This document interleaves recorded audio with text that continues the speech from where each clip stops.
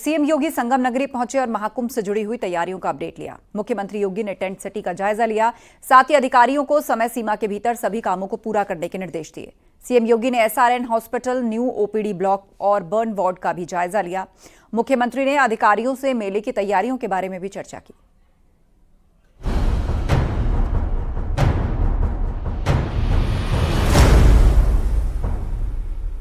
संगम की धरती पर 13 जनवरी 2025 से महाकुंभ की शुरुआत होने जा रही है। महाकुंभ को लेकर योगी सरकार 6000 करोड़ से ज्यादा की 500 से ज्यादा परियोजनाओं को पूरा करने में लगी है। खुद सीएम योगी महाकुंभ की तैयारियों की मॉनिटरिंग कर रहे हैं। दिसंबर के महीने में चौथी बार सीएम योगी प्रयागराज पहुंचे। योगी आदित्यनाथ एक बार फिर से संगम नगरी प्रयागराज के दौरे पर हैं और ये सीएम योगी आदित्यनाथ का काफिला है जो कि दशाश्वमेध घाट से अब सीधे प्रयागराज मेला प्राधिकरण के कार्यालय की तरफ जा रहा है। सीएम योगी आदित्यनाथ इसी महीने में चौथी बार यहाँ पर आए हैं। 13 दिसंबर को भी वो प्रधानमंत्री नरेंद्र मोदी के साथ यहाँ पर आए थे, जब प्रधानमंत्री मोदी ने गंगा पूजन के साथ महाकुंभ की शुरुआत की थी। क्योंकि 13 जनवरी से महाकुंभ की शुरुआत होनी है और 6000 करोड़ की लागत से 500 से ज्यादा परियोजनाओं पर काम हो रहा है, तो सीएम योगी आदित्यनाथ खुद इसकी मॉनिटरिंग कर रहे हैं और तमाम जो विकास कार्य हैं उसकी यहाँ पर समीक्षा कर रहे हैं। सीएम योगी सबसे पहले जब प्रयागराज पहुंचे तो वो अरैल क्षेत्र में गए, जहाँ पर टेंट सिटी बसाई जा रही है। उन्होंने टेंट सिटी को देखा, स्थलीय निरीक्षण किया। इसके अलावा अरैल क्षेत्र में ही सर्किट हाउस का निर्माण किया जा रहा है अस्थायी तौर पर, उसको भी उन्होंने देखा। सीएम योगी ने यहां पर सबसे पहले टेंट सिटी और अस्थायी सर्किट हाउस का निरीक्षण किया। सीएम योगी ने यहां पर हो रहे निर्माण कार्यों को लेकर अधिकारियों से जानकारी ली। इसके बाद दशाश्वमेध घाट पहुंचे। यहां पर सीएम योगी ने पूजा अर्चना की, स्वच्छता आरती कार्यक्रम का शुभारंभ किया। एफ्लुएंट या कोई ड्रेनेज सिटी का कहीं भी नदी में न गिरने पाए, इसके लिए जगह जगह एसटीपी तो फंक्शनल है ही, बायो रेमेडिएशन की पद्धति के माध्यम से भी, जियोट्यूब के माध्यम से उनके शुद्धिकरण के कार्यक्रम को यहां पर सुनिश्चित किया गया है। सीएम योगी का काफिला प्रयागराज मेला प्राधिकरणों से ICCC हॉल पहुंचा, जहां पर सीएम योगी ने महाकुंभ 2025 के कार्यों की अधिकारियों के साथ समीक्षा बैठक की। सीएम योगी ने महाकुंभ की तैयारियों को लेकर अधिकारियों को आवश्यक दिशा निर्देश दिए। पावर कारपोरेशन के द्वारा 24 घंटे विद्युत की आपूर्ति के लिए सभी जो यहाँ पे 400 केवी के सब स्टेशन स्थापित होने थे, 85 उसमें से 77 स्थापित हो चुके हैं। 250 केवी के सब स्टेशन 14 स्थापित होने थे, उनमें से 12 स्थापित हो चुके हैं। 100 केवी के सब स्टेशन 128 में से 94 स्थापित हो चुके हैं। LT लाइन यहां पे 1160 किलोमीटर की, ST लाइन 160 किलोमीटर की और LED स्ट्रीट लाइट अब तक लगभग 48,000 यहां पे स्थापित की जा चुकी है। महाकुंभ को लेकर यूपी पुलिस ने भी पुख्ता तैयारी की है। डीजीपी प्रशांत कुमार ने बताया, सुरक्षा को लेकर तकनीक का भरपूर इस्तेमाल किया जा रहा है, लोगों को किसी तरह की कोई परेशानी नहीं होगी। मैन पावर के साथ साथ जो तकनीक के बेहतर उपयोग से सुविधाएं देने का है, जिसमें सीसीटीवी कैमरा है, हमारे ड्रोन का सिस्टम है, टीथर ड्रोन है, एंट्री ड्रोन सिस्टम भी लगाया गया है, जिससे कि कोई ड्रोन से किसी तरह की कोई घटना कारित न किया जा सके। कहीं किसी भी तरह की असुविधा ना हो, इसके लिए 7 स्तरीय सुरक्षा व्यवस्था तैयार की गई है। 45 दिनों में करीब 50 करोड़ लोगों के प्रयागराज आने की उम्मीद है। इस दौरान कुल 6 शाही स्नान होंगे। इसके लिए अभेद सुरक्षा व्यवस्था है। सभी पूरा मेला क्षेत्र सीसीटीवी कैमरे से आच्छादित होगा, जो कि AI इनेबल्ड होगा। इस दौरान हमारी जो अंतर्राष्ट्रीय सीमाएं हैं और अंतर्राज्यीय सीमाएं हैं, उस पर भी चौकसी बढ़ाई जाएगी। महाकुंभ की सुरक्षा के लिए करीब 200 करोड़ रुपए के उपकरण खरीदे गए हैं। आयोजन स्थल पर पर्याप्त मैन पावर के साथ सीसीटीवी कैमरे ड्रोन और एंट्री ड्रोन लगाए गए हैं। किसी भी तरह के डिजास्टर सुरक्षा और लोगों को डूबने से बचाने के लिए भी उपकरणों को खरीदा गया है। इंटर स्टेट और इंटरनेशनल बॉर्डर पर भी सुरक्षा कड़ी है। प्रयागराज की जो संस्कृति है उसको दिखाने के लिए वहां पर तमाम तरह से मूर्तियां लगाई जा रही हैं, पेंटिंग्स की जा रही है। इसको देखने के बाद सीएम योगी आदित्यनाथ 4 बजे करीब प्रयागराज से लखनऊ के लिए रवाना हो जाएंगे। तो ये दौरा जो है महाकुंभ की तैयारियों को लेकर सीएम योगी आदित्यनाथ का बेहद अहम माना जा रहा है। Service Dubey, news 18 Prayagraj.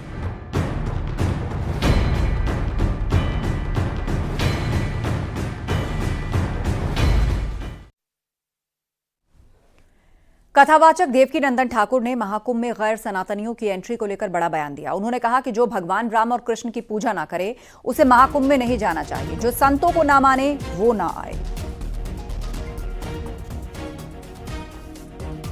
पूजा न करें, जो कृष्ण की पूजा न करें, जो शिव की पूजा न करें, जो देवी की पूजा न करें, जो हनुमान की पूजा न करें, जो गंगा को न माने, जो जमुना को न माने, जो सरस्वती को न माने, जो संतों को न माने, उन लोगों को यहाँ पर नहीं आना चाहिए। बॉलीवुड एक्टर नवाजुद्दीन सिद्दीकी ने न्यूज़ 18 नेटवर्क से खास बातचीत में कुंभ को लेकर कहा कि महाकुंभ बहुत बड़ा अनुष्ठान है, सबको आना चाहिए, सभी का आने का मन करता है, ज्यादा से ज्यादा लोग आएं। महाकुंभ का इंतजार हर आदमी कर रहा होता है, हर आदमी अपने लाइफ में एक बार जरूर कुंभ आना चाहता है। कुंभ तो एक तरह से देखा जाए महापर्व है और इतना बड़ा पर्व है ये कि हर किसी का आने का मन करता है। और मैं तो चाहता हूँ कि लोग ज़्यादा से ज़्यादा तादाद में आएँ, और क्योंकि ये 5 साल में एक बार आता है ना, 12 साल में एक बार आता है, 6 साल में अर्धकुंभ। हाँ, 6 साल में अर्धकुंभ। हाँ, तो ये जो है ये हर आदमी वेट कर रहा होता है इस चीज़ की। तो और ये महापर्व है तो ऑफकोर्स हर एक आदमी अपनी लाइफ में ज़रूर देखना चाहता है ये। तो हमें भी बड़ी खुशी होती है कि जब भी महाकुंभ होता है तो उसके दर्शन हो हमें। अच्छा, Nawazuddin Siddiqui as an actor पहले रामलीला में काम करते थे? बिल्कुल बिल्कुल, और रामलीला में देखते भी थे। रामलीला देखना बहुत अच्छा लगता है हमेशा, क्योंकि उसमें आदर्श चीज़ें होती हैं जो अपने जीवन में ढालने की बातें बताई जाती हैं। जितनी खूबसूरत चीज़ें होती हैं कि आदमी अगर उन चीज़ों पे चले तो हमेशा सदाचार रहेगा।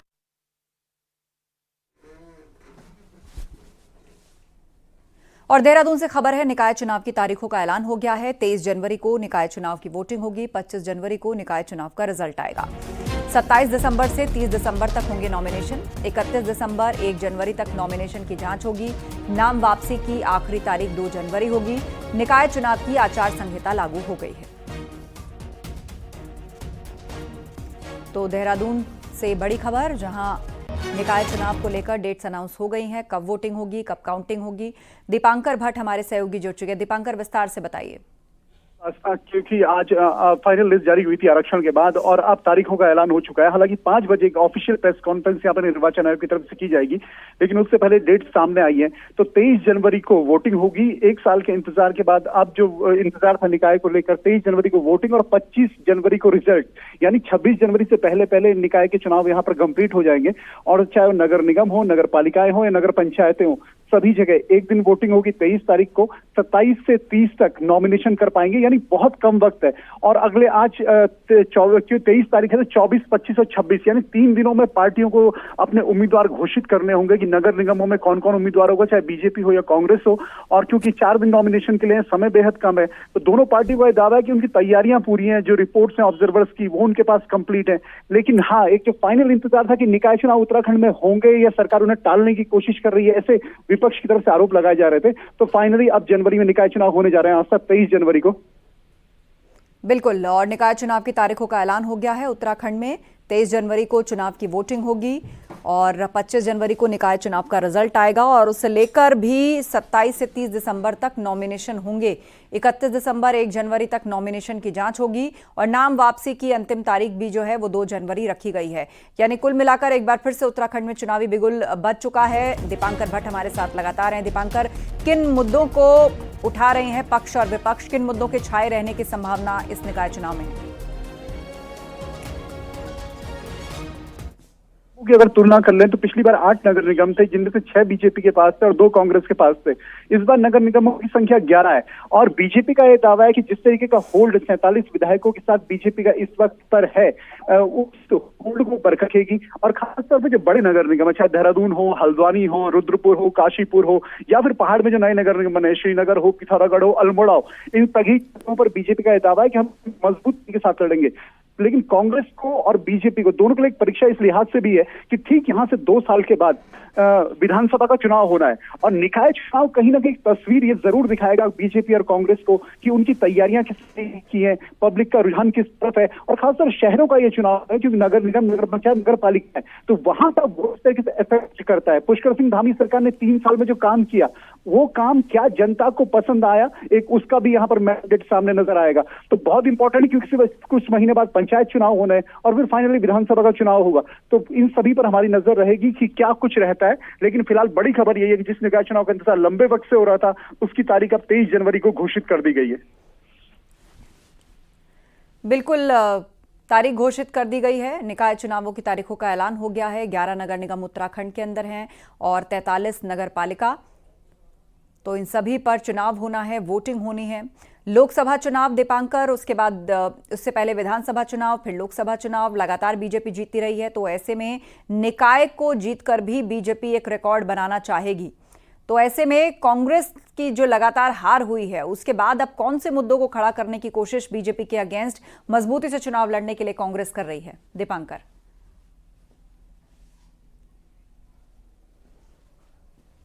आप तक आवाज पहुंच रही? दीपांकर,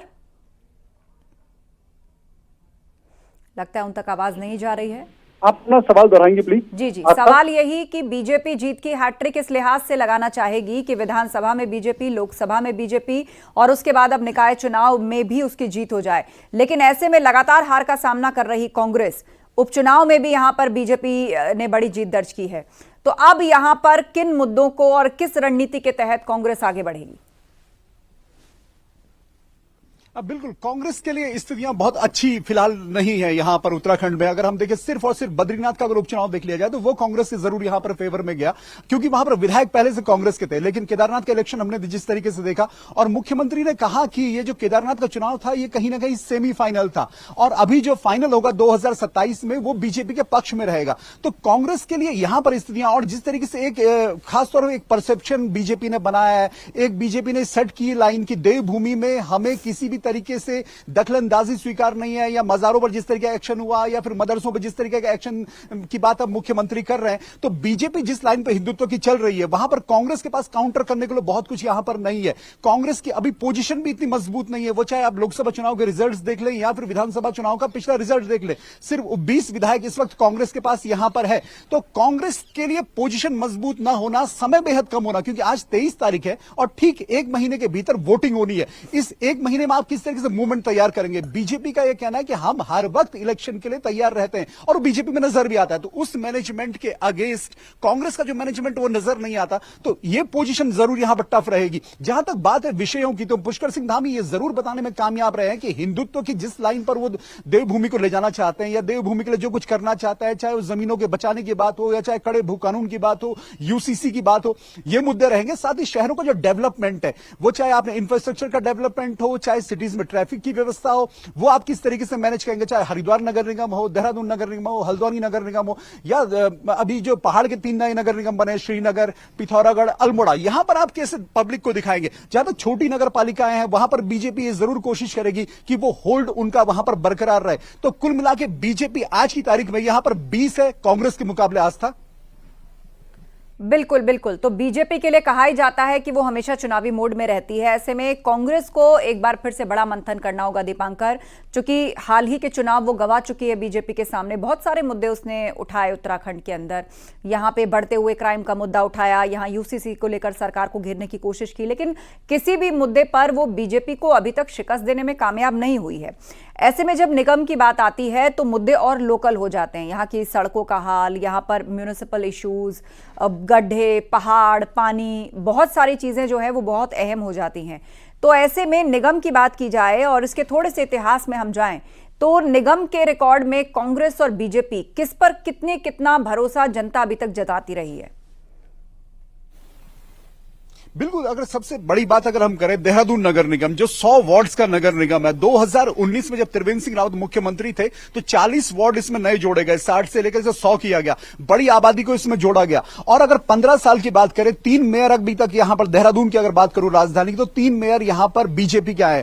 कांग्रेस यहां पर मेयर थे लेकिन उत्तराखंड बनने के बाद, लेकिन जब से नगर निगम बना तब से कांग्रेस का यहां कोई मेयर नहीं आया। तो कांग्रेस के, और खासतौर पर यहां पर जो 7 विधायक हैं, सिटी जो देहरादून है उसमें जो विधानसभा सीटें हैं 7, वो 7 के 7 विधायक बीजेपी के हैं। तो बीजेपी का एक मजबूत होल्ड यहां पर है। 2019 की तुलना में भी अगर आप देखेंगे तो हल्द्वानी नगर निगम बीजेपी के पास था, काशीपुर नगर निगम बीजेपी के पास था, सिर्फ हरिद्वार और कोटद्वार ये 2 नगर निगम थे जहां पर कांग्रेस का थोड़ा कब्जा था। वहां पर कुछ समीकरण इस तरीके के थे कि ट्रिपल ट्रायंगल था वहां पर वोटिंग का, बीजेपी का कैंडिडेट कोटद्वार में तीसरे नंबर पर रहा था, वहां पर कांग्रेस का कैंडिडेट पहले नंबर पर रहे, और बीच में बीजेपी में जो बगावत हुई उसका लेकर वो झगड़ा वहां पर नजर आया। हरिद्वार की अगर बात करें तो हरिद्वार में कांग्रेस सीट गेन करने में कामयाब रही थी, लेकिन इस बार क्या बीजेपी किसी भी सीट को लूज करने की यहां पर स्थिति में होगी? क्या बीजेपी कहीं पर कांग्रेस को मौका देने का यहां पर कोशिश करेगी? क्योंकि इस बार सीटें हैं 11 और इन 11 सीटों में बीजेपी इस कोशिश करेगी कि 11 की 11 सीटें जीतकर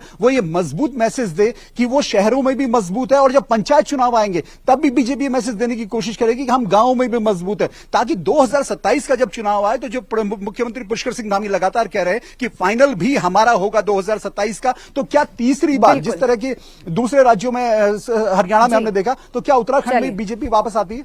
बिल्कुल बिल्कुल, ये बड़ा सवाल है। और इस वक्त हमारे साथ उत्तराखंड कांग्रेस से करण महाराज जी फोन लाइन पर जुड़ गए हैं। करण महाराज जी, निकाय चुनाव की तारीख अनाउंस हो गई है, आज से लगभग ठीक 1 महीने बाद वोटिंग हो रही होगी, रिजल्ट के आसपास का समय हो रहा होगा, लेकिन लगातार बीजेपी से शिकस्त के बाद निकाय चुनाव में कांग्रेस मजबूती से किन मुद्दों को खड़ा करेगी, किस रणनीति के साथ उतरेगी? एक तो मैं आपको करेक्ट कर दूं, लगातार हार नहीं हुई है। अभी हमने 2 बाई इलेक्शन बीजेपी को बुरी तरीके से हराए हैं, बद्रीनाथ और हरिद्वार, और जो केदारनाथ का चुनाव हुआ नेक टू नेक रहा है। हम लोग बहुत अच्छी तैयारी में हैं। आज इन्होंने कुछ आरक्षण में कुछ परिवर्तन किया, उसका अध्ययन हम लोग कर रहे हैं, और पूरी तैयारी कांग्रेस की, एक अच्छी फाइट कांग्रेस इस बार इनको यहाँ देगी। यानी कुल मिलाकर आप यहां पर आरक्षण के मुद्दे को ऊपर रखेंगे, लेकिन चुनाव तो निकाय का है, कुछ लोकल मुद्दे भी उठाए जाएंगे? मैं आरक्षण के मुद्दे को ऊपर नहीं रख रहा हूँ, मैं निकाय चुनाव की सीटों के आरक्षण के परिवर्तन की बात कर रहा हूँ।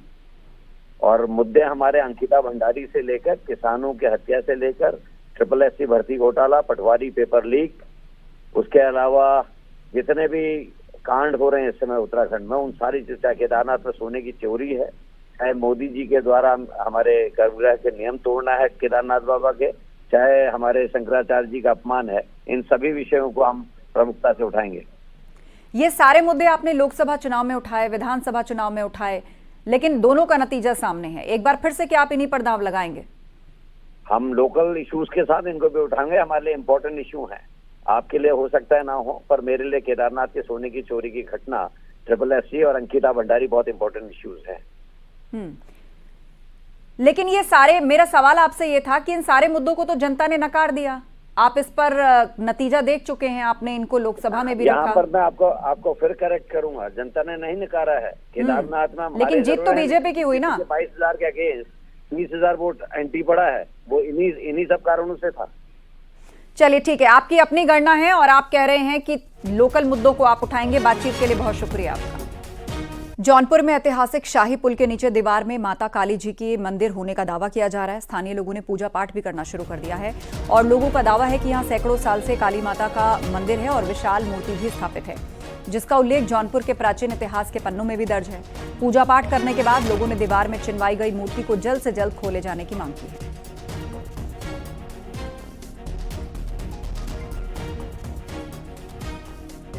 देवी का मंदिर है, अब कब से पूजा पाठ का आप लोग कर रहे हैं? ये काली जी का मंदिर है, इस तरफ बोले ना, पता नहीं क्यों बंद हो गया, हम लोग को मालूम नहीं है, लेकिन यहाँ काली मूर्ति है। लोग कहते हैं कि पूजा पाठ भी लोग आके करते थे, अभी ऊपर से ही कर लेते हैं, लेकिन अभी मिल जाए बहुत अच्छी बात है। कब से पूजा पाठ करती हैं आप लोग? बहुत दिन से करते हैं। उत्तर प्रदेश के संभल और वाराणसी के बाद अब जौनपुर में भी देवी देवताओं की प्रतिमा मिलने की बात सामने आई है। जी हां, जौनपुर नगर कोतवाली इलाके के मुल्ला टोला में जहां प्राचीन शिवलिंग मिलने के बाद हिंदुओं ने पूजा पाठ और जो है वहां पर मरम्मतकार मंदिर बनाने की जो है बात आवाज़ उठाई है। तो अब जो है जौनपुर में इस वक्त हमारी जो मौजूदगी है वह ऐतिहासिक नगर के शाही किला पुल के नीचे है। ये देख सकते हैं, अपने कैमरा से देख चाहेंगे, ये वही दीवार है शाही पुल का।